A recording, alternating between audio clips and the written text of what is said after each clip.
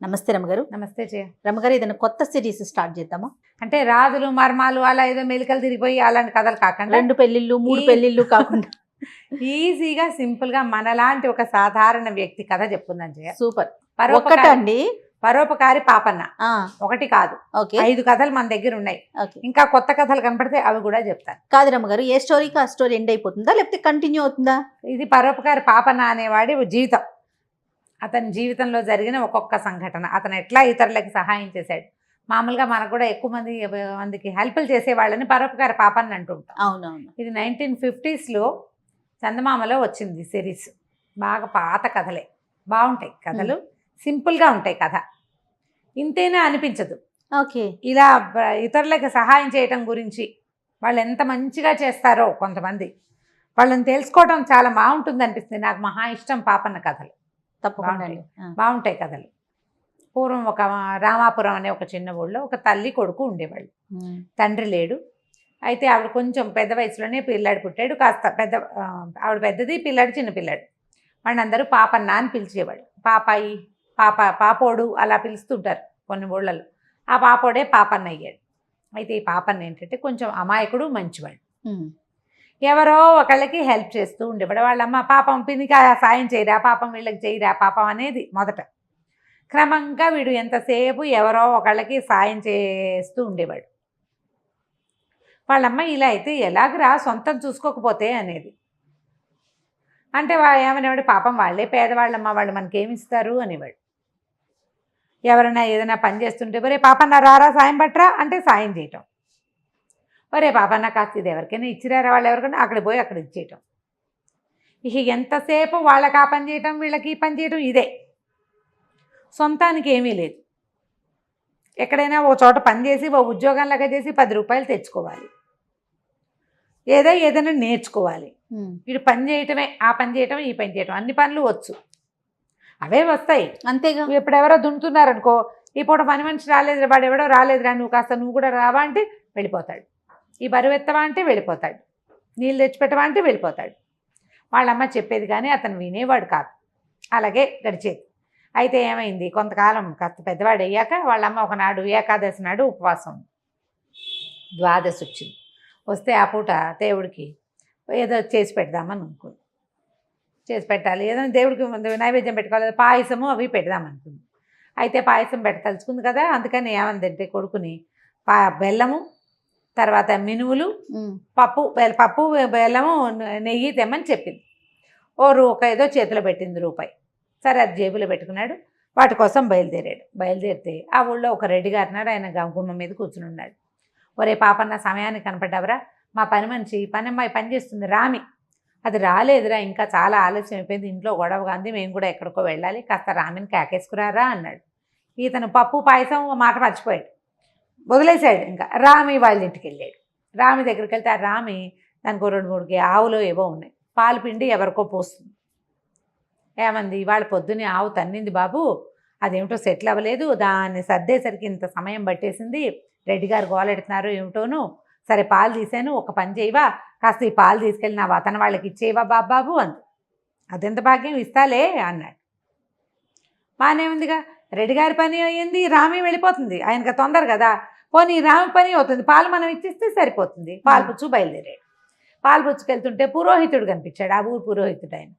ఆయనేమో ఏదో పెద్ద బరువు మోసుకొస్తున్నాడు. అబ్బా పాప నా భలే కనపడ్డావురా సమయానికి, కాస్త ఈ బరువు మోసిపెట్టరా నాయన, కాస్త దీన్ని తీసుకెళ్ళాడు కర్ణం గారి ఇంటి వైపుకి పెట్టవా అనేసరికల్లా, అయ్యో దాందేవుంది స్వామి, అదే అలాగే అని ఆ పాల వాళ్ళకి పాలు పోసేసి ఈ బస్తా ఎత్తుకున్నాడు ఈయన దగ్గర నుంచి. సంచులు ఏవో బరువులు ఉన్నాయి, దేవాలయానికి కావాల్సిన సామాన్లు. సరే అవన్నీ మోసుకుంటూ కర్ణం గారి వీధిలోకి వెళ్ళాడు ఆయనతో పాటు. తీరా అక్కడికి వెళ్ళేసరికల్లా కర్ణం గారు కనపడ్డారు. ఒరే వంట అయిపోవచ్చింది, కానీ బియ్యం కావాలి, బియ్యం కొట్లో చెప్పొచ్చాను, ఓసారి నాతో రా, ఇవాళ పనివాడు రాలేదు, బియ్యం బస్తా పట్టుకోద్దు కానీ అన్నాడు. బియ్యం బస్తా ఆయనతో పాటు వెళ్ళి బియ్యం బస్తా మోసుకొచ్చాడు. వంట అయిపోయింది వాళ్ళ ఇంట్లో. వాళ్ళు ఏమన్నారు, అన్నం తినేసి వెళ్ళాం. అట్లా అన్నాలు పెట్టేవాళ్ళు, వాళ్ళు ఏమీ ఇవ్వకపోవటం కాదు, శ్రమకి తగిన డబ్బు కాదు కానీ ఆ సమయానికి ఏదో ఇచ్చేవాళ్ళు. సరే వాళ్ళ ఇంట్లో అన్నం తిన్నాడు, పొట్ట నిండిపోయింది కదా. ఇలాగే వాళ్ళకి వీళ్ళకి సాయం చేసుకుంటూ 3 అయ్యేసరికి ఇల్లు చేరాడు. వాళ్ళ అమ్మంది, ఒరే పప్పు పాయసం పాలు నెయ్యి పప్పులు ఏవిరా అంది. ఈవిడ బెల్లము మినపప్పు నెయ్యి చెప్పింది. ఏవి అయ్యేసరికల్లా అమ్మ అయ్యో ఇలా రకరకాల పనులలో ఉండిపోయానంటే వాళ్ళ అమ్మ కేకలేసింది, ఒరే ఇందేం పిచ్చిరా, ఇంత పరోపకారమా, ఉండొచ్చు తను మాలిన ధర్మం చేస్తే ఎట్లా, నీ పని మానుకుని, నీకు పని లేదనుకో పోని, నేను చెప్పా కదా, అయినా సరే నువ్వు వెళ్ళిపోయావు చూడు అని కేకలేసింది. సరే ఆవిడకి విసుగు పుట్టింది, వీడిని ఎక్కడైనా పెట్టాలి, ఏం చేయాలని కరణం గారిని పురోహితుడిని ఆ ఊళ్ళో ఉన్నారు కదా పెద్దవాళ్ళని, పిల్లాడు దారి తప్పిపోతున్నాడండి, ఏదో పనులు చేసుకుంటూ తిరుగుతూ ఉంటాడు, చెరువుకి వెళ్తాడు చేటకెళ్తాడు, నేను ఏదో ఒకటి చెప్పండి వీడికి అనేసరికల్లా ఆయన వాళ్ళు ఏమన్నారు, బాగా ఆలోచించి కోణంగిపురం అనే ఒక ఊరుంది మనకు దగ్గర ఊరు, 2 ఊళ్ళ అవతల, అక్కడ ఒక మంచి గురువు గారు ఉన్నారు, ఆయన దగ్గరికి పంపిస్తే చదువుకుంటాడు, పిల్లాన్ని చదువుకుంటే వాడికి వచ్చి తెలివితేటలు వస్తాయి, అమాయకుడు ఇప్పుడు ఏ పని చెప్పినా చేసేస్తాడు. అబ్బాయి నాకు కుదరదండి ఇలాంటి సమాధానం చెప్పడానికి రాదు, అందుకని అక్కడ పంపమన్నారు. సరే ఈవిడేం చేసింది, అలాగేనని కాస్త వీడి సంచికించి సర్దింది. పాపన్న కూడా ఆసక్తే, చక్కగా వేరే ఊరు వెళ్ళొచ్చు, వేరే మనుషులు చూడొచ్చు అని ఒప్పుకున్నాడు. వెంబడి పెట్టు తీసుకెళ్ళి ఏం చేసింది, ఆ కోణంగిపురానికి వెళ్ళారు. ఆ గురువుగారి ఇంట్లో చూసేసరికల్లా గురువుగారు బాగానే ఉంది, అట్లాగేనమ్మా వదిలిపెట్టు చెబుతాలే చదువు అన్నాడు.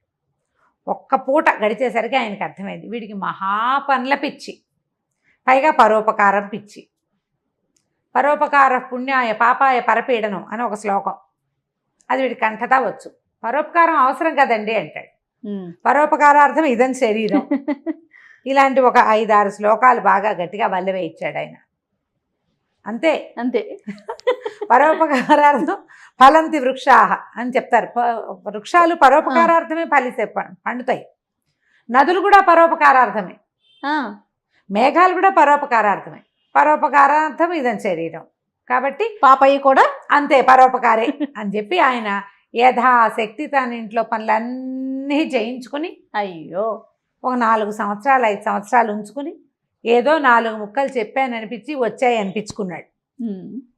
యథాశక్తి ఇతనికి రాని పని లేకుండా చేశాడు గురువుగారు.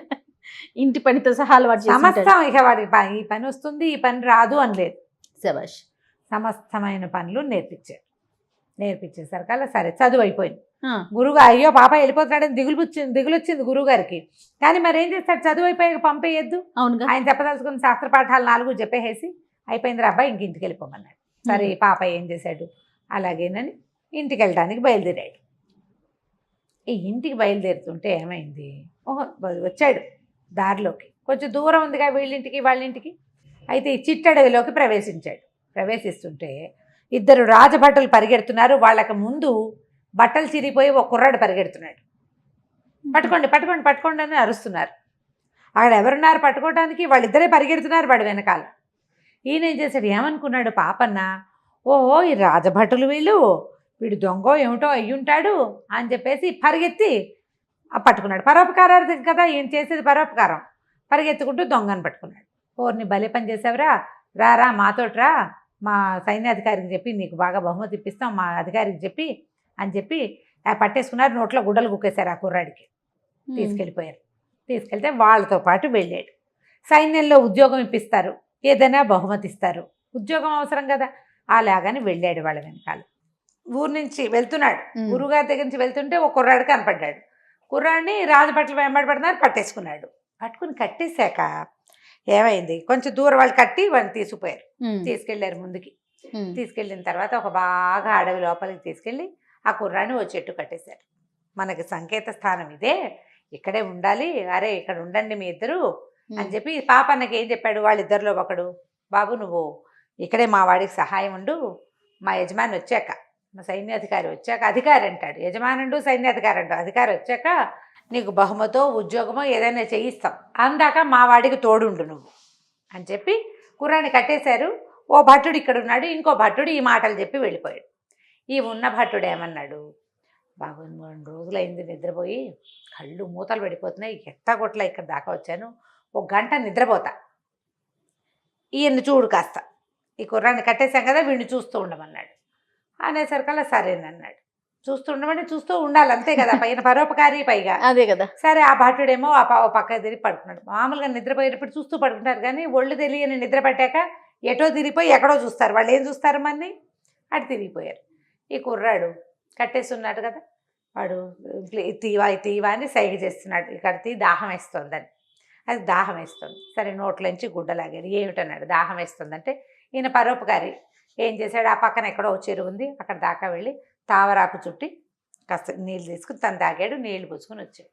పుచ్చుకొని వచ్చేసరికల్లా ఆయన మంచినీళ్ళు తాగి, నువ్వెవడివిరా నాయన నాకు దాపురిచ్చావు, నేను ఈ రాజుగారి కొడుకుని, యువరాజుని, వీళ్ళు నా అంగరక్షకులు, మా సైన్యాధికారి మా నాన్న మీద తిరుగుబాటు చేయడానికి చేతకాక నన్ను చంపేయటానికి ఎత్తెత్తాడు, ఈ మొత్తం నా అంగరక్షకులందరినీ తనే పెట్టాడు, వీళ్ళేమో ఈ అడవిలో ఏదో దేవాలయం ఉందని చూపిస్తామని నన్ను పట్టుకున్నారు, వీళ్ళు నన్ను పట్టుకోవడంతో నాకు అర్థమైంది, నన్ను తీసుకొచ్చారు, అక్కడి నుంచి నన్ను బంధించబోయారు, నేను పారిపోయాను, పరిగెడుతుంటే నువ్వు ఒకడే వచ్చి నాకు దాపురించి నన్ను పట్టుకున్నావు అనేసరికలు నిర్ఘాంతపోయాడు. అయ్యో నాకు ఎట్లా తెలుస్తుందండి, మీ బట్టలేమో చిరిగిపోయినాయి, మీ మొహం ఏమో మాసిపోయింది, కింద పడిపోయాడు, అదే కదా, దుమ్ము కొట్టిపోయింది, వీళ్ళు ఆగోడు పీకుడులో బట్టలు చిరిగిపోయినాయి, దొంగ అనుకున్నాను, వాళ్ళేమో సైన్యపు దుస్తుల్లో ఉన్నారు, వాళ్ళు సైనికాలు బట్టల్లో ఉండేసరికి రాజు బట్టలు అనుకున్నాను నేను అన్నాడు. అనేసరికల్లా ఇప్పుడు ఏం చెయ్యాలి, అయితే ఓ పని చేయండి, కట్లోడు తీసేస్తా, మీరు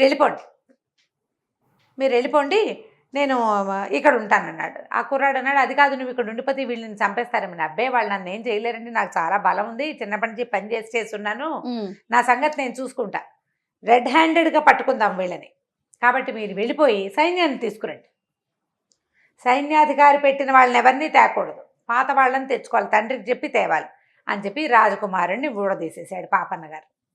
ఆ కుర్రాడేమో పరిగెత్తుకుంటూ వెళ్ళిపోయాడు. ఈ వెళ్ళేసరికల్లా ఏమైంది, ఈ పడుకుని ఉన్నాడుగా, పాపన్న ఏం చేశాడు, మళ్ళీ పోయి కాసిన మంచినీళ్ళు తెచ్చుకుని మంచినీళ్ళు తాగి మళ్ళీ ఓ తామరాకు పొట్లం చుట్టి నీళ్లు పట్టుకొచ్చి ఓ చోట గుర్తుగా అట్లా పెట్టాడు పడిపోకుండా.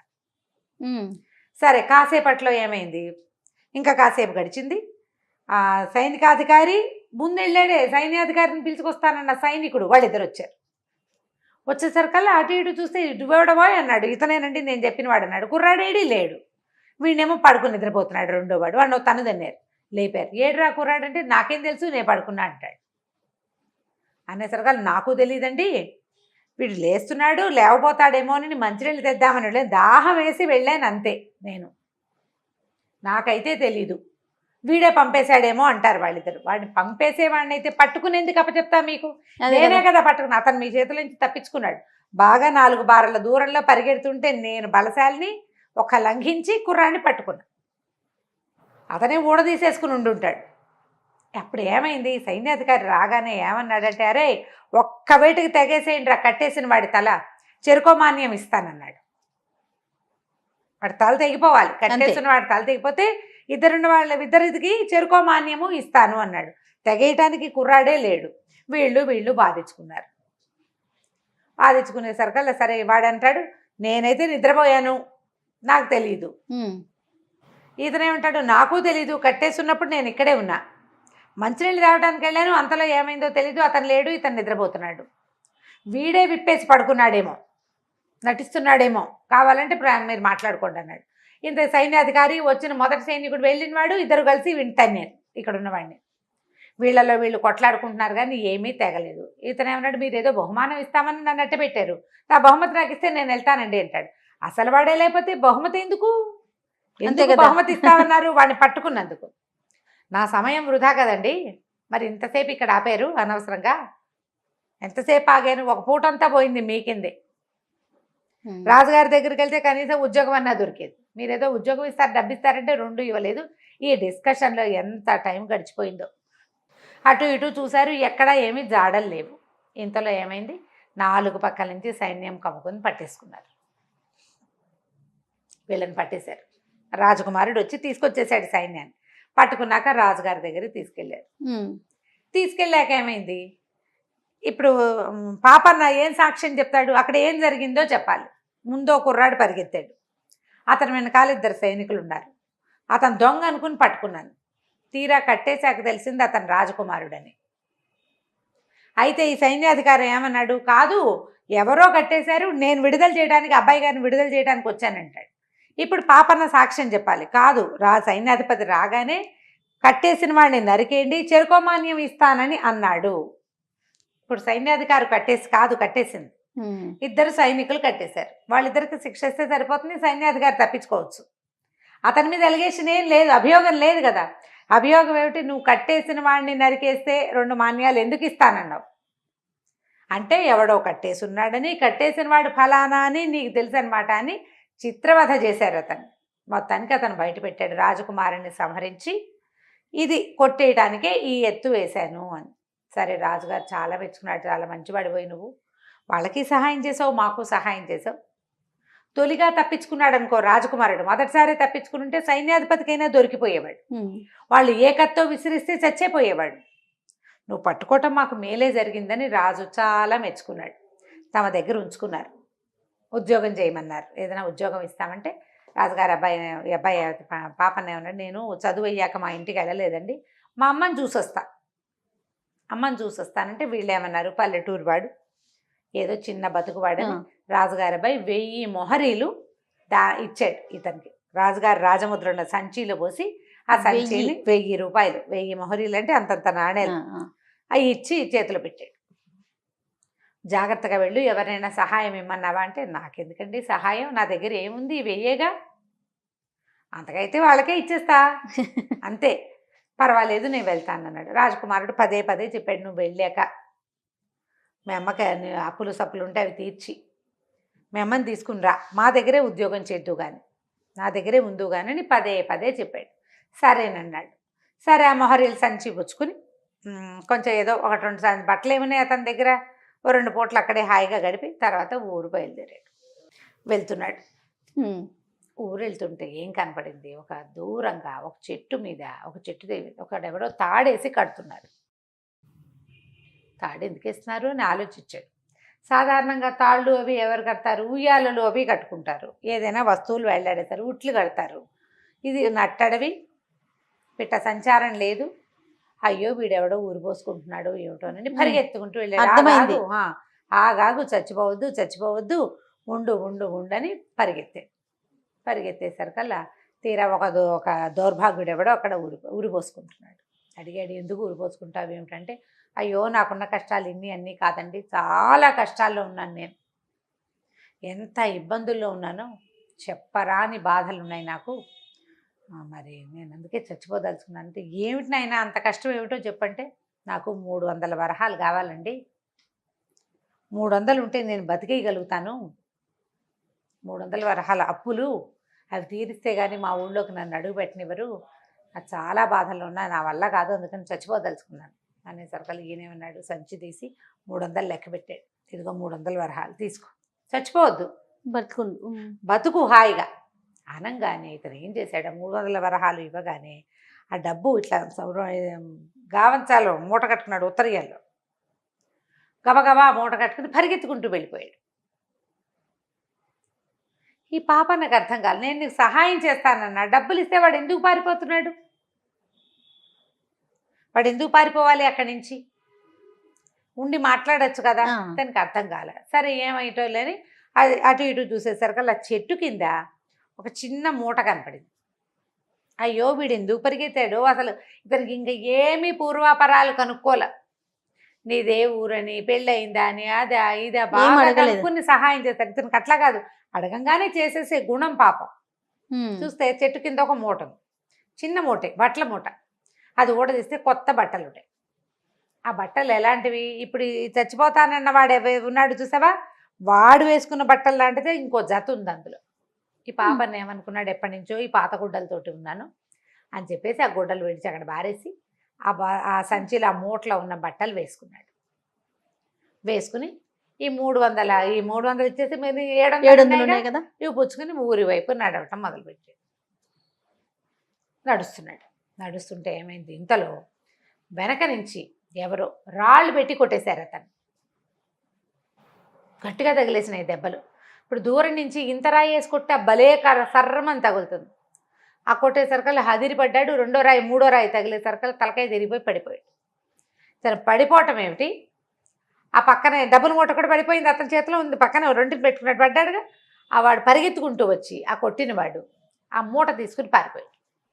ఇంతకీ ఆ మూటని దొంగిలించుకుని పారిపోయిన వాడు ఎవడో కాదు, ఇంతకుముందు ఇతనితో 300 సహాయం చేయబడిన వాడే.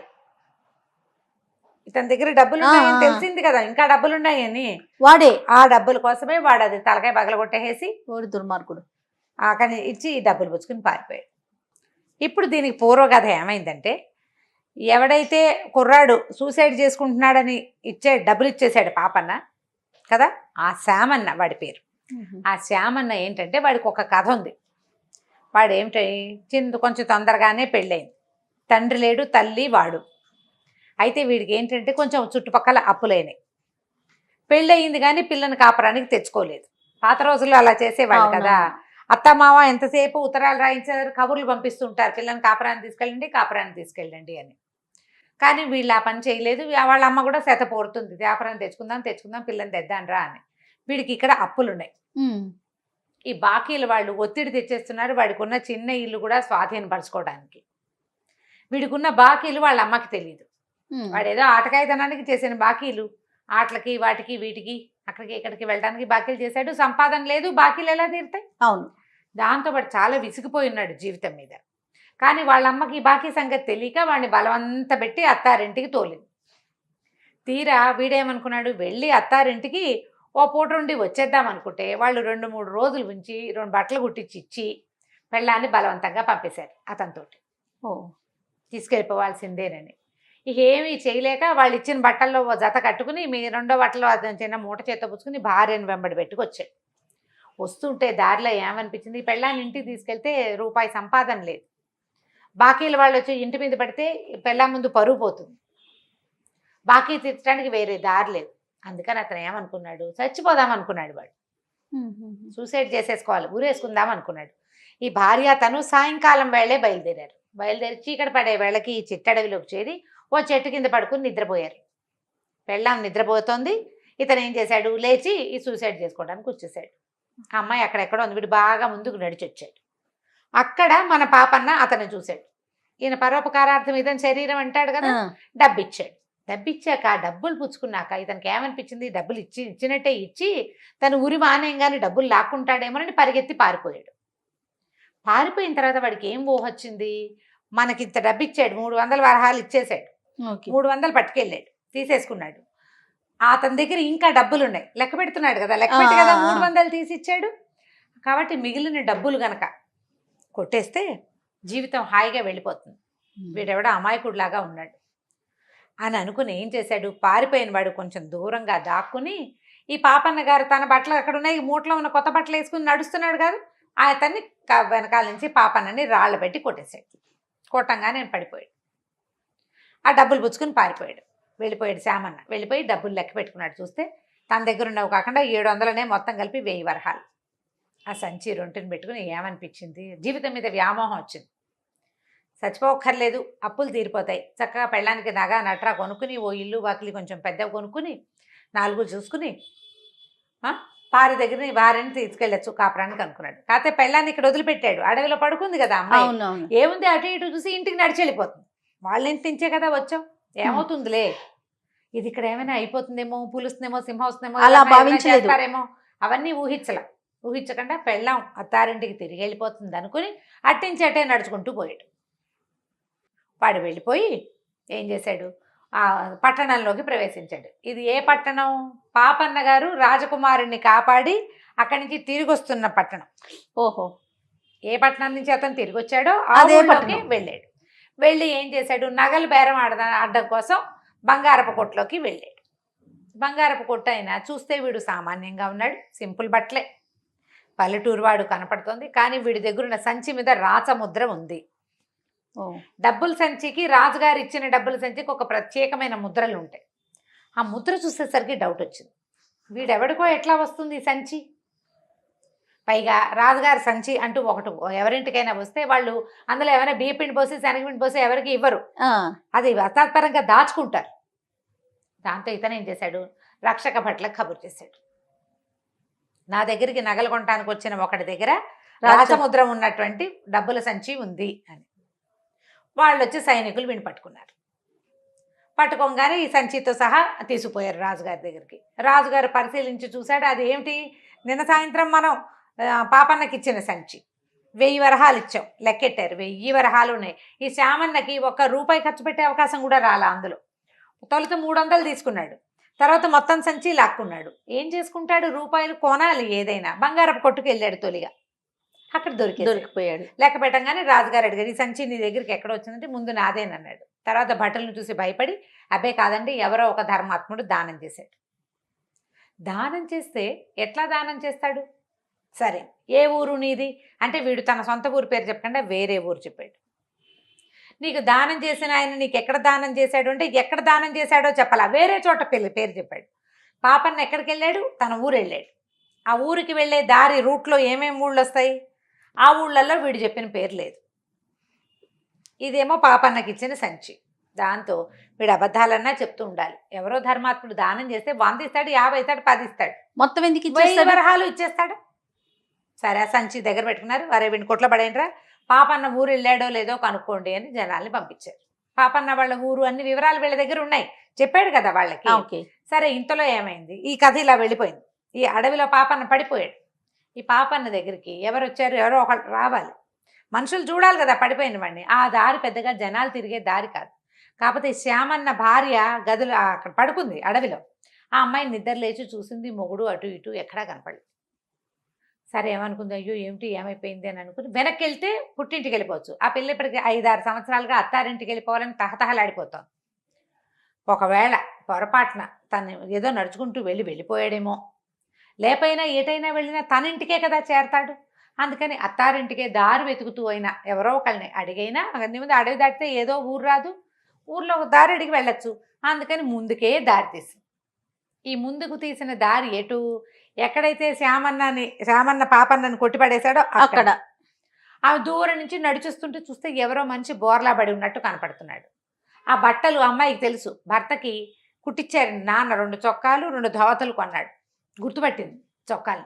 అమ్మో నా మొగుడే పడిపోయాడని పరిగెత్తుకుంటూ వచ్చింది. ఆ పిల్ల పెళ్ళి 8-9 సంవత్సరాలు అయింది. ఆ పెళ్ళికి దానికి ఒక 10 ఏళ్ళు లేదా 9 ఏళ్ళు. ఈ భర్తని అప్పుడు చూసిందే లేదు, పెళ్ళి అయింది అంతే.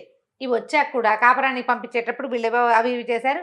మొగుడు వైపు చూస్తే అందరు చుట్టుపక్కల నవ్వుతారు. సిగ్గుబడి ఎప్పుడు బాగా మొగుడిని పరకాయించి వాడు ఎంత పొడుగు ఎంత ఎత్తు సరిగ్గా తెలియదు అమ్మాయికి. బట్టలు తెలుసు, ఆ బట్టల్లోనే ఒకడు ఇక్కడ పడిపోయి ఉన్నాడు. చూసి కంగారు పడింది. ఏం చేసింది, చేతిలో ఏవో అవి ఇవి ఉన్నాయి, బట్టలు తెచ్చుకుందిగా, చిన్న మూట ఉంది ఆ అమ్మాయికి.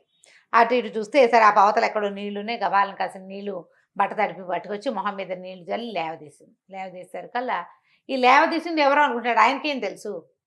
అయ్యో ఇట పడిపోయి అతను లేవదీసి లేచి కూర్చునేసరికల్లా సిగ్గుపడి దూరంగా నుంచుంది. పోయి మొగుడికి దగ్గరికి వెళ్తాం అమ్మాయికి అలవాట్లేదు, దూరంగా నుంచునేసరికల్లా లేచి చూసుకున్నాడు. చూస్తే తల వెనకాల బొప్పి కట్టింది. అబ్బో బొప్పి గట్టిగా కట్టిందని, ఎవరు నీళ్లు చల్లిందని చూస్తున్నాడు. అమ్మాయి నువ్వేనా నీళ్లు చల్లిందంటే తలకాయ భూమిలో పాతే సౌనది.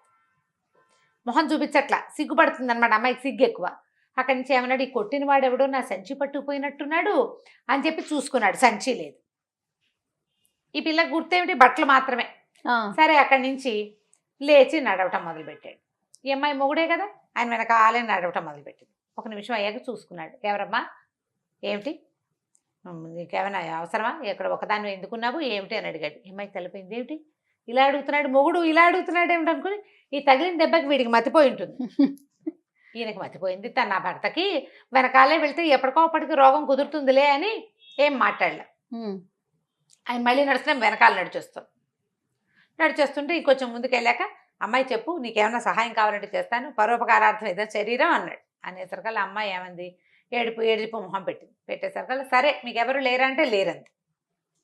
సరేలే పోనీ నేను మా ఇంటికి వెళ్తాను, నా వెనకాలేరా, మా అమ్మ నీ సంగతి కనుక్కుంటుందిలే అన్నాడు. ఈ అమ్మాయికి ఏం తెలుసు, భర్తకి ఇంట్లో తల్లి ఒక్కతే ఉంది, పాపన్న కూడా తల్లి ఒక్కతే కాదు ఉంది, అన్ని మ్యాచ్ అయినాయి. మా అమ్మ నాన్న మా అక్క తమ్ముడు అని ఏం అనలా. మా అమ్మ ఉంది ఇంటి దగ్గర పెద్దది, ఆవిడ నీ సంగతి కనుక్కుంటుందంటే సరేలే అక్కడికి వెళ్ళాక అత్తగారైనా తన్ని గుర్తుపట్టకపోతుందా, వీడు రోగం కుదరకపోతుందని సారీ వెనకాలే నడుచుకుంటూ వెళ్ళింది. ఇంటికి వెళ్ళేసరికల్లా వాళ్ళ అమ్మ దూరం నుంచి చూసి ఏరా నాయనా వచ్చావురా అని అనగానే వచ్చి సరే పక్కన పిల్లలు ఈ పిల్ల ఎవరా అంది. ఏమోనమ్మా నాకు తెలీదు, మరి అక్కడ కనపడింది అడవిలో, నేను ఏది అడిగినా సరిగ్గా సమాధానం చెప్పట్లేదు, సరే నువ్వు కనుక్కుంటావులే అని రమ్మన్నానమ్మా అన్నాడు. అన్నాక సరే తల్లి కాస్త గుమ్మం మీదే కూర్చోబెట్టింది. అమ్మాయికి మంచినీళ్ళు ఇచ్చింది, వాకిట్లో అరుగుంది, ఆ పిల్లకి మంచినీళ్ళు ఇచ్చింది, ఇతనికి మంచినీళ్ళు ఇచ్చింది, మజ్జిగ తెస్తానంది. ఏమిట్రా నాయన సంగతులు అంటే గురువుగారు చదువు ఎంత బాగా చెప్పాడు వర్ణించాడు.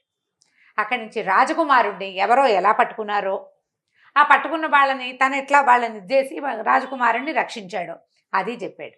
తల్లి వింటోంది, పక్కనే స్తంభం పక్కన సిగ్గుగా నిలబడిన పెళ్లి కూతురు కూడా వింటోంది, ఈ అమ్మాయి కూడా. అక్కడి నుంచి ఏం చెప్పాడు, వాళ్ళు 1000 వరహాలు ఇచ్చారమ్మా. వచ్చే దారిలో ఒక దౌర్భాగ్యుడు ఎవడో పాపం సూసైడ్ చేసుకుంటూ కనపడ్డాడే, పాపం వాడికి 300 వరహాలు ఇచ్చాను. ఏముందిలే, పరోపకారార్థం ఏదైనా శరీరం ఇచ్చేశాను. వస్తుంటే ఎవరో నెత్తి మీద కొట్టారమ్మా. మరి అక్కడ వెళ్ళిపోయిన వాడు, డబ్బులు ఇచ్చిన వాడివి బట్టలు ఉంటే కొత్త బట్టలు, వాడు సంచి ఎందుకు వదిలిపెట్టాడో తెలియలేదు, ఆ బట్టలు ఎత్తి వేసుకున్నాను. మరేమో ఎవరో నేను నెత్తి మీద కొట్టారా, 700 పోయినాయమ్మా. వాళ్ళ మంది పోతే పోయినాయి నాయన, బతికొచ్చావు అంతే అంతే చాలు. ఇదంతా వింటున్న ఈ అమ్మాయికి అర్థమైంది, ఓహో వీడు మన మొగుడు కాదు. ఓకే. అయితే ఊరి పోసుకోబోతున్నాడు, కష్టాలు చెప్పాడు, తనకి ఇబ్బందులు చెప్పాడు అని ఎవరినైతే చెప్తున్నాడో అతను తన భర్త. ఆయన బట్టలే ఈయన కట్టుకున్నాడు, కానీ ఈయన మళ్ళీ కొట్టింది ఎవరో తెలియదు. కొట్టిన వాడు ఎవడో ఉండాలి, అది ఎవరో తెలియదు. ఈ 10 నిమిషాలు కూడా గడవక ముందే రాజభట్లు వచ్చేసారు గుర్రాలు వేసుకుని.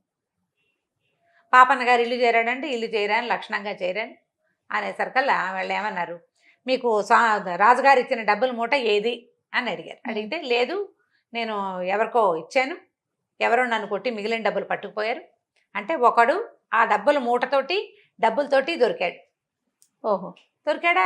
ఎలా ఉన్నాడు ఏంటంటే, నువ్వు వేసుకున్న బట్టలు లాంటివే వాడు వేసుకున్నాడు అని చెప్పారు. అదే చొక్కా, అదే పంచ అనగానే అప్పుడు ఈయనకి ఏం స్ట్రైక్ అయింది, ఓహో వాడే మొదట 300 ఇచ్చిన వాడే నన్ను కొట్టుంటాడు అనుకుని. వెంటనే ఈ పక్కన ఈ అమ్మాయి కూడా అర్థమైపోయింది. అతనేమో నువ్వే ఇచ్చావని చెప్తున్నాడు, తర్వాత ఏమో నేనే తీసుకున్నానంటాడు, ఏం చేస్తాను చెప్తున్నాడో నిజం చెప్పటం లేదు.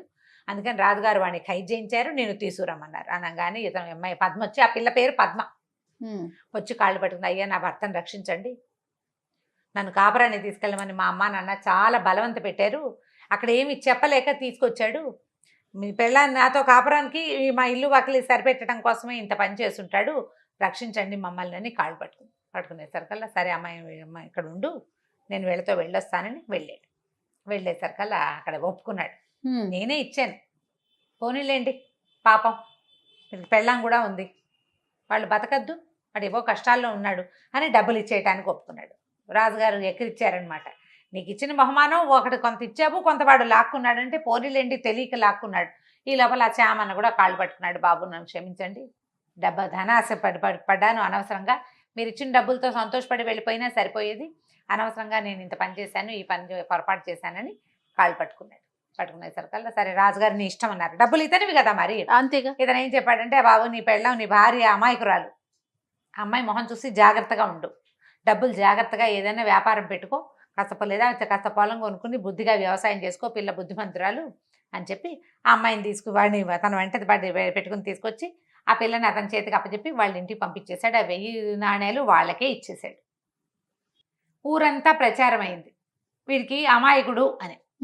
మరి 1000 రూపాయలు ఎవరైనా ఇస్తారా? అదే కదా, కొట్టాడు కాబట్టి వాడికి శిక్ష పడాలి అనాలి.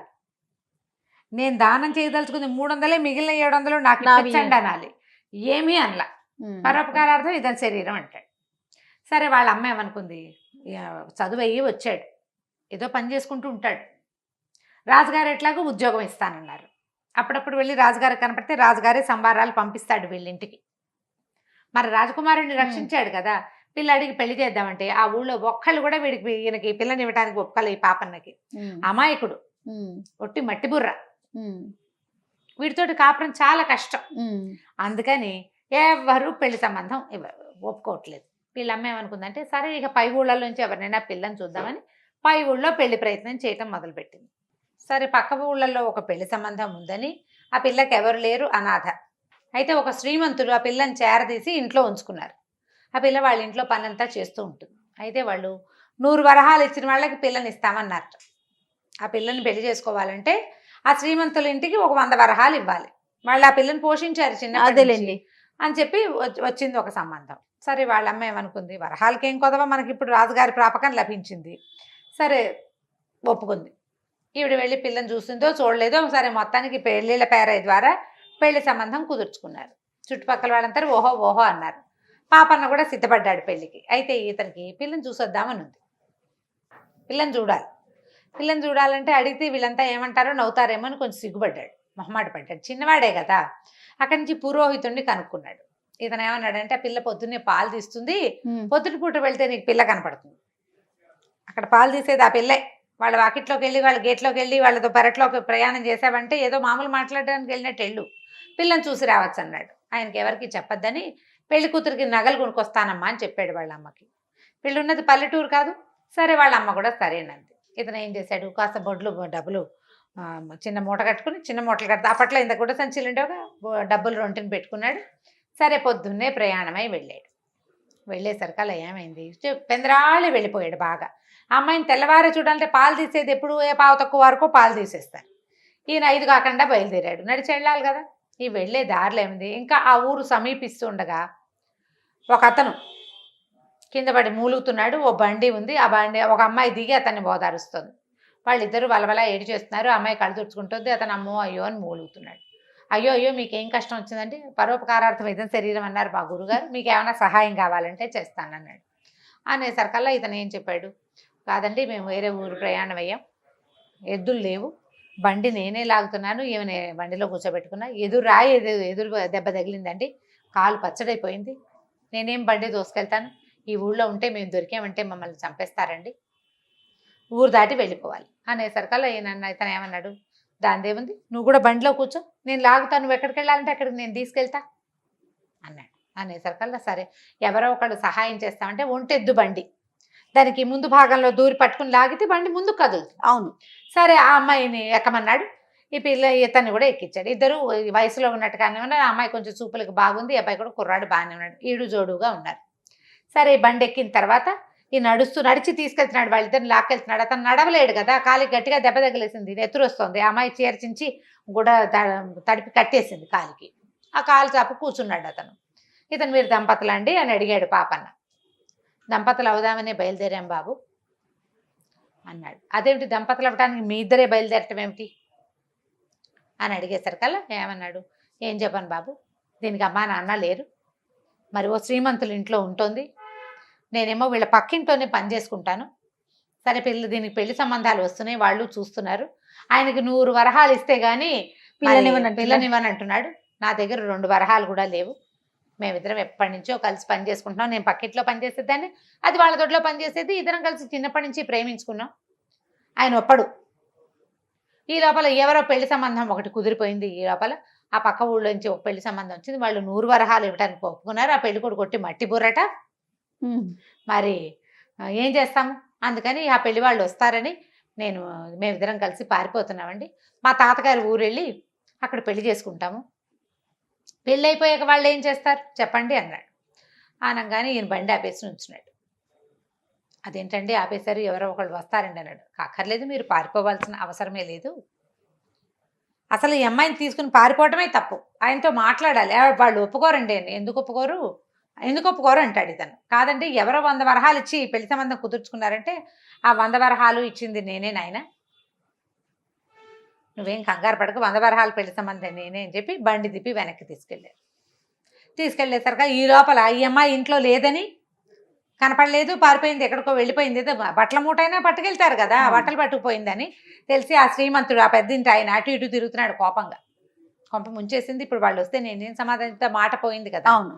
అక్కడి నుంచి వీళ్ళిద్దరిని తీసుకెళ్తే అవి చూడంగానే ఆయన గట్టిగా అరిచి కేకలేశాడు. ఈ పాపని అన్నాడు, ఎందుకండి కేకలేస్తారు, వాళ్ళిద్దరికి చిన్నప్పటి నుంచి ప్రేమట, హాయిగా పెళ్లి చేసుకొనివ్వండి, మీ కళ్ళ ముందే పడి ఉంటారు, వాడు పక్కిట్లో పని చేస్తున్నాడు, మీ ఇంట్లోనే చేయించుకోవచ్చు కదా హాయిగాను, చెప్పండి అన్నాడు.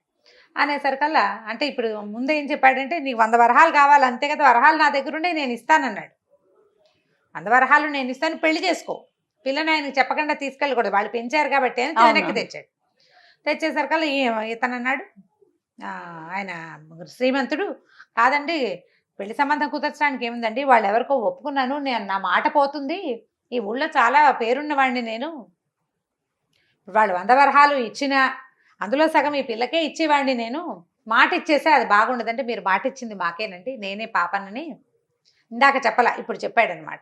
ఇందాక డబ్బు ఇస్తానని చెప్పి తీసుకొచ్చాడు. అదే ఆ పిల్ల వీడిని మట్టిబుర్ర అన్నారు కదా వాళ్ళిద్దరు, పెళ్లి కొడుకు పెళ్లి సంబంధం కుదిరింది, మట్టిబుర్ర అని చెప్పారు, కాళ్ళు పట్టుకున్నారు, మమ్మల్ని క్షమించండి అని. పాపన్న అన్నాడు, మీకు 100 వరహాలు కావాలి అంతే కదా ఈ పిల్ల పెళ్లికి, ఆ 100 వరహాలు ఇదిగోండి అని నేను తీసుకోండి అని శ్రీమంతుడికి చేతులు పెట్టాడు. డబ్బులు పుచ్చుకొచ్చాడు నగలు కొనటానికి. ఆయనకి చేతులు ఆళ్ళ. వీడికి ఒప్పుకొని ఇంకోటికి ఇచ్చి పెళ్లి చేస్తూ 100 వరహాలు ఇతని దగ్గర తీసుకోవటం ఏమిటి అనిపించింది. తప్పనిపించింది. ఇతను ఒప్పుకోలేదు.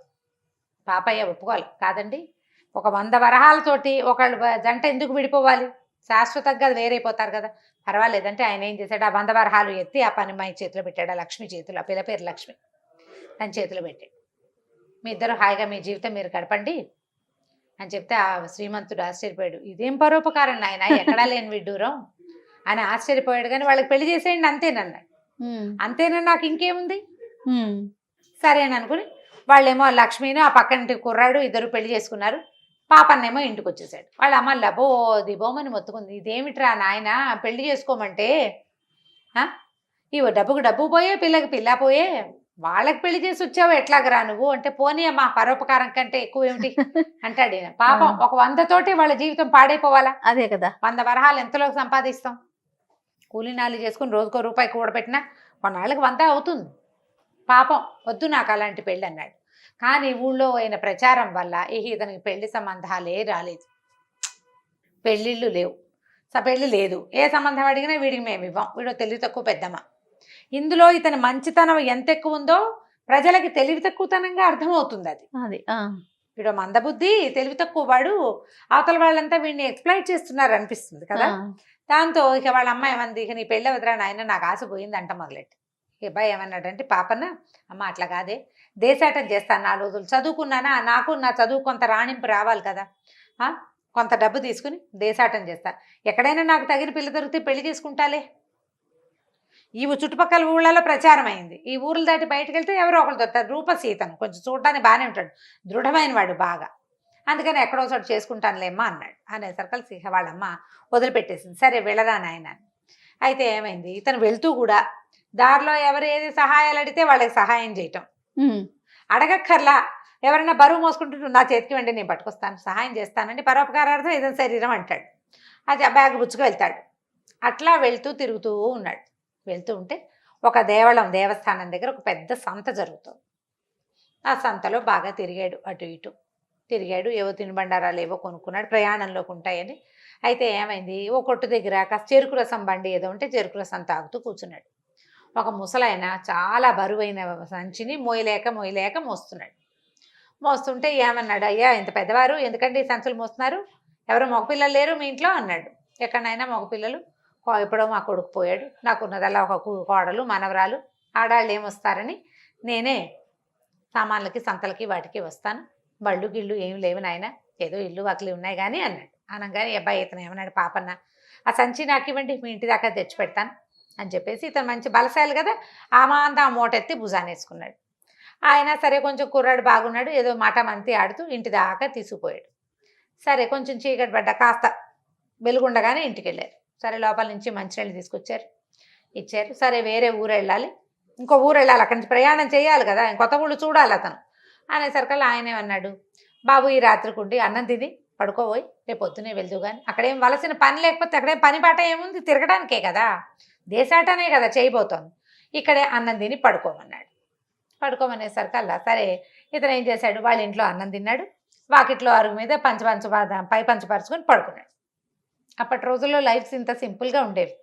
అయితే ఒక అర్ధరాత్రి వేళ ఒక 3 గంటలు అవుతుంది, తెల్లవారి 3ంటికి ఏమిటో ఏడుపులు వినపడినాయి ఇతనికి. ఎవరో ఏడుస్తున్నారు, ఏమిటో మాట్లాడుకుంటున్నారు రణగొణ ధ్వనిగా.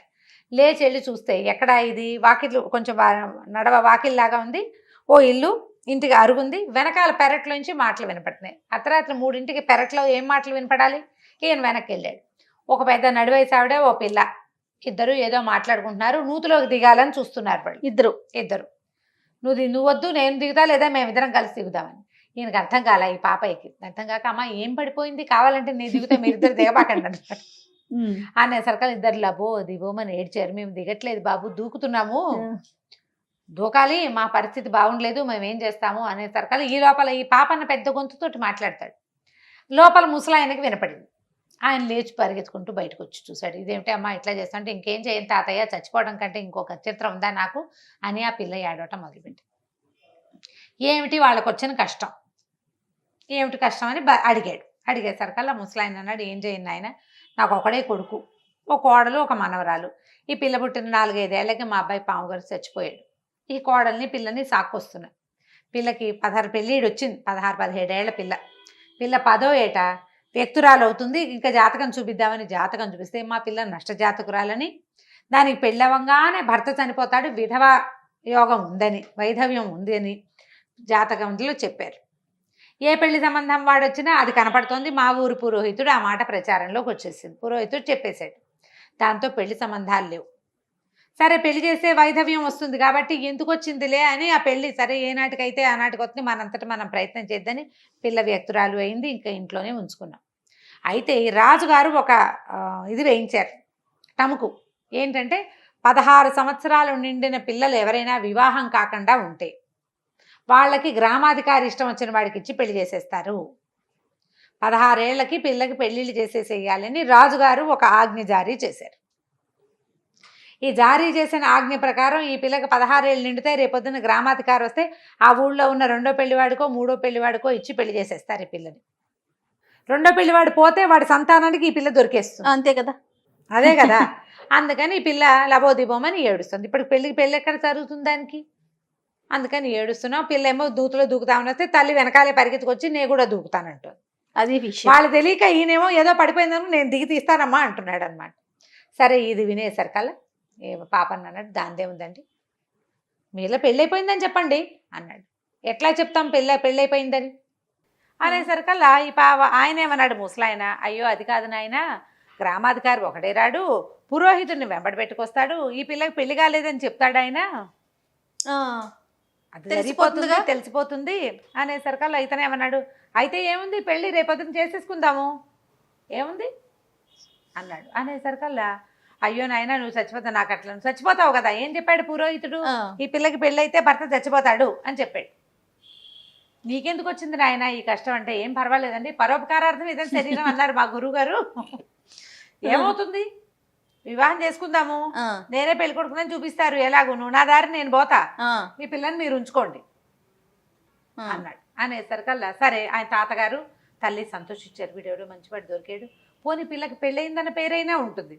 సరే తెల్లవారేసరికల్లా పురోహితుడిని కేకేశారు, మా పిల్లకి పెళ్లి కుదిరింది, ఫలానా పాపన్న ఒక కుర్రాడు మా ఇంట్లోనే ఉన్నాడు, పెళ్లి చేయొద్దు కానీ రమ్మన్నారు. అనేసరికల్లా సరే చుట్టాల పక్కాలంతా చేరారు.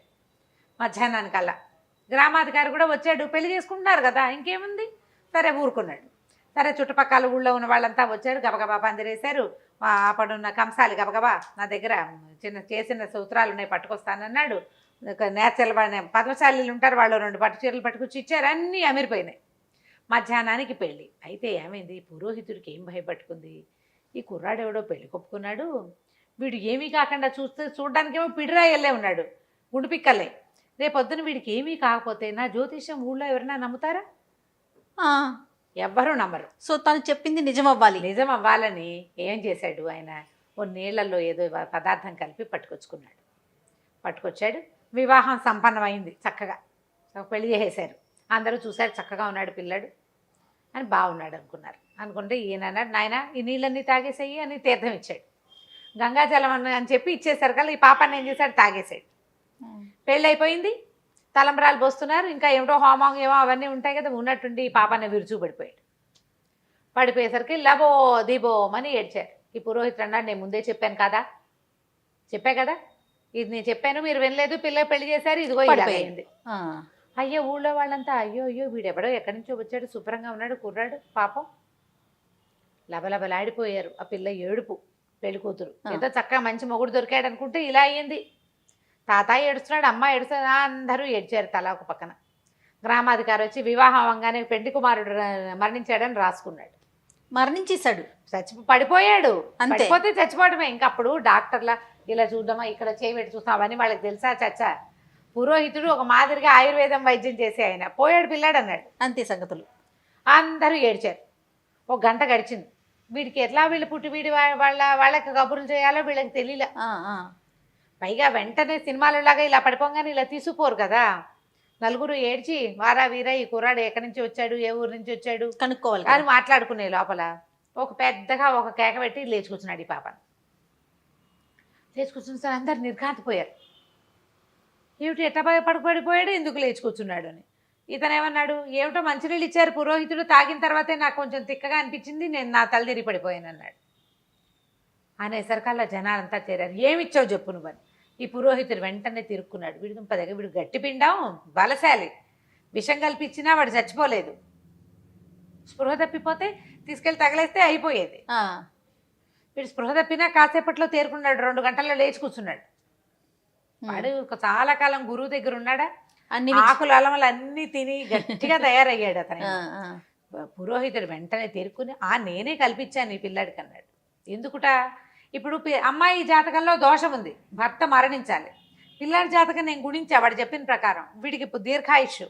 అందుకని వీడి మీద నుంచి ఈ నింద పోవటం కోసం, అంటే ఏమనాలి దాన్ని, కీడు తొలగిపోవటానికి కాసేపు పిల్లాడు చచ్చిపోయాడు అనుకుని మీరంతా ఏడ్చారనుకో అయిపోతుంది. శభాష్. అందుకని ఈ పని చేశాను అన్నాడు. ఓకే. అనేసరికి జనాలు నమ్మారు. మరి పురోహితుడు ఏ చెప్పినా నమ్మేసే రోజులు పాపం అవి. ఎవరు చెప్పినా పురోహితుడు అనకూడదు. ఎవరు చెప్పినా పురోహితుడు ఏమనుకున్నాడంటే కనీసం ఇలా మాట తప్పించుకునైనా తన మాట నిలబెట్టుకోగలడు, లేకపోతే ఆ ఊళ్ళో ఎవరో అతని మాట నమ్మరు రేపొద్దున. అవునవును, ఆ ఇబ్బంది ఉంది కదా. సరే అక్కడి నుంచి తర్వాత పెళ్లి తర్వాత చేయవలసిన కార్యక్రమాలన్నీ చేసి ఓ 10 రోజులు వాళ్ళ ఇంట్లోనే ఉండి తర్వాత తన భార్య మీనాక్షిని తీసుకుని ఇంటికి వెళ్ళిపోయాడు. వాళ్ళు కూడా సంతోషించారు. ఆ తర్వాత మామగారు లేరుగా, అత్తగారు, తాత వాళ్ళు కూడా ఈ ఊరికి రాక పోక చేస్తూ ఉండేవారు. మీనాక్షి ఆ పెళ్లి కూతురు పేరు. ఆ మీనాక్షిని తీసుకుని ఇంటికి తీసుకుపోయాడు పాపన్న. ఆవిడకి ఇంటికి వెళ్ళాక అమ్మాయికి తెలిసింది. ఇప్పుడు తనని రాత్రి మన ఇంట్లో వాకిట్లో పడుకుని నేను చేసుకున్నానని చెప్పండి, కావాలంటే నేను చేసుకుంటాను, చస్తే చచ్చాను అన్నాడు. ఏమన్నాడు, పోతే పోతానులేండి, బతుకుంటే నా దారి నేను పోతాను లేదండి అన్నాడు. ఇంత మంచివాడు, తనకు దొరికినందుకు అమ్మాయి సంతోషించింది. కానీ ఆ ఊరు వెళ్ళాక అమ్మాయికి ఏం తెలిసిందంటే వీడందరికీ పరోపకారమే చేస్తాడు. కానీ వాడి ఆ పరోపకార బుద్ధి తన జీవితాన్ని నిలబెట్టింది, సంతోషించింది, తనకి లైఫ్ ఇచ్చింది కదా అదే. అందుకని అక్కడి నుంచి ఆయన ఏ పరోపకారం చేసినా అమ్మాయి కాదనేది కాదు. సరిపోయింది. మనం చేసినా సరే ఎవరి దగ్గరికి వెళ్ళినా ఎవరికి ఏమైనా ఇచ్చినా పోనీ పరోపకారార్థం ఇదని శరీరం అని ఆయన మొదలెట్టిన శ్లోకం ఇవిడు పూర్తి చేసేది. అట్లా వాళ్ళిద్దరు ఇలసాటు లేని జంటలాగా హాయిగా చాలా కాలం పాటు ఉన్నారు. పాపన్న చదువు పేరుతోటి ఈ చిన్న సిరీస్. ఓకే. ఈయన పెళ్ళైపోయింది కదా, తర్వాత పాపన్న పెద్దవాడైపోయాక ఉండే కథలు, మళ్ళీ పరోపకారి పాపన్న కథలు పేరుతోటి ఇంకొక సిరీస్ వస్తుంది. ఇక్కడికి పరోపకారి పాపన్న చదువు సిరీస్ పూర్తయిపోయింది. ఓకే. మళ్ళీ తర్వాత ఆయన ఎట్లాంటివి చేశాడు అవి మళ్ళీ పెరిగినాక కూడా ఇదే తంతారమ్మ గారు తన పద్ధతి, అది హెల్ప్ చేస్తాడు అంతే. విచిత్రంగా జయ ఇట్లా సొంతం చూసుకోకుండా చేసేవాళ్ళు ఎదురు దెబ్బ తిన్నా దాన్ని దెబ్బగా భావించరండి. భగవంతుడు కూడా వాళ్ళకి సరిగ్గా టర్న్ చేస్తాడు, వాళ్ళ మీదకి వచ్చిన విషయాన్ని కూడా సరి చేసేస్తాడు. అవునవును, ప్రకృతి చేస్తుంది చూడు ఆ పని. కనిపిస్తారంటారా రమ్మగారు ఈ కాలంలో మనకి? ఉన్నారంటారా? ఉన్నారు. తను మాలిన ధర్మం మొదలు చెడ్డ బేరం అని ముందే మానేస్తాం, చాలా మంది మానేస్తారు. కానీ ఇప్పటికీ హెల్ప్ చేసేవాళ్ళు, ఇతరుల కష్ట నష్టాలని పట్టించుకునేవాళ్ళు వాళ్ళు లేకపోతే ఈ భూమి ఇలా ఉండేది కాదు, ఆకాశం పైన ఉండేది కాదు. జయ ఉంటారు ఖచ్చితంగా. ఆకాశానికి పందిరి గుంజలు అవి లేకపోతే ప్రపంచం ఇట్లా నడవదు. ఎవరో ఒకళ్ళు ఇప్పుడు అందరికీ పరోపకారం కాకుండా కొందరికి చేసే వాళ్ళు ఉన్నా చాలుగా. ఒక విషయానికి చేసినా చాలు, అప్పట్లాగా కాకుండా. అప్పట్లాగా ఇప్పుడు ఈయన అన్నిటికీ పిడుక్కి బియ్యానికి ఒకే మంత్రం కింద అన్నిటికీ పరోపకారం అయ్యింది. అవునవును.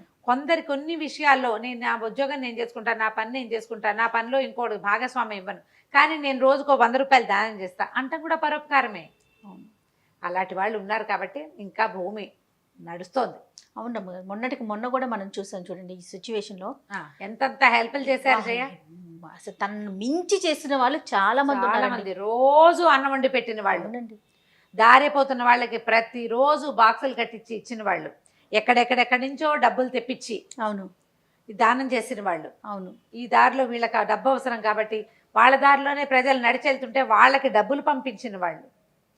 పాత ఫ్రెండ్షిప్ని ఇంతకుముందు మనకి ఎప్పుడో సహాయం చేసిన ఆటో డ్రైవర్లకి సహాయం ఏం చేస్తారు ఆటో డ్రైవర్లు, అవును, వాళ్ళు మనతో ప్రయాణం చేస్తారు, వాళ్ళకి డబ్బులు ఇచ్చిన వాళ్ళు కూడా మనం ఎంతమందిని చూసాం. మరి వాళ్ళంతా ఉన్నారు కాబట్టి ఇవాళ రోజు ఇలా ఉంది.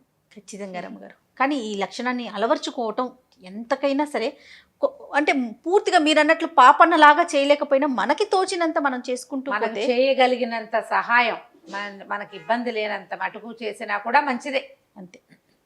నమస్తే. నమస్తే.